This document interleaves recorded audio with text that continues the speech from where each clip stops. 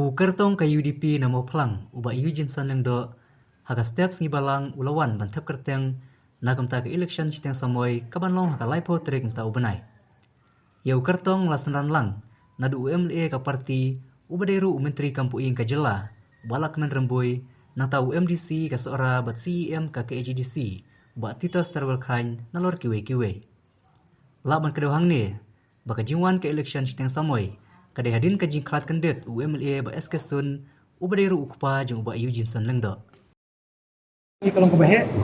nang bagi kipa chongshong jong pasusi ana plam nang keleng sodong aku apa itu ini deh mengadai Eugene Sanlengdo ko jong kipa deng eskesun bulan ini partai ngalong player football melaju lakai di klub per kali India buat ngelaju lakai kali unjuk ngelaju yo pesenar per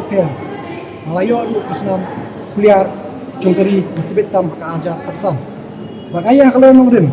ngakwa ya kalau baik kemakna. Ngam try nyanyo akalat bangan ya kun football shoot.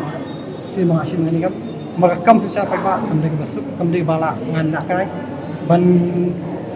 banong man lawan instinct namata ka imlang kasalang pa ba. Kita ngalasim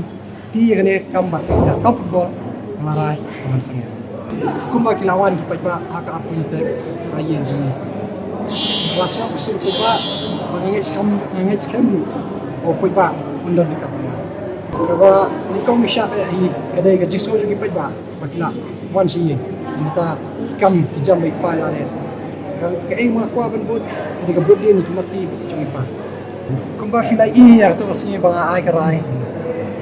kipat ba hi kila jis bagi bahi kila man nga bang ila ka bayangan pun naka UDP pagmentahi malay sno ba UDP unta ngayon kum kurtong naka seng UDP haka jikim jumi ya ikindo ki per ikin ko ki per kaniro ka digaway wat ngam kiran din ngalong inong ilakay bam jukuran din unju akanika hong jogani ngalong way turs kmat wat ngan yai kurto kum bakarai pat ba ikwa nga bang UDP mabay pa ila associate lede buat ke UDP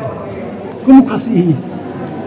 nga sokha nga sutanat nga sukumen bangandon pentalang bakaseng dulu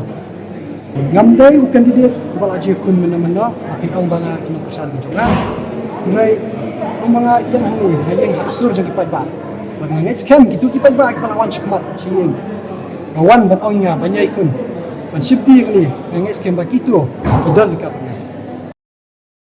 Having been nominated as a candidate to fill a seat in the Meghalaya Legislative Assembly, do swear in the name of God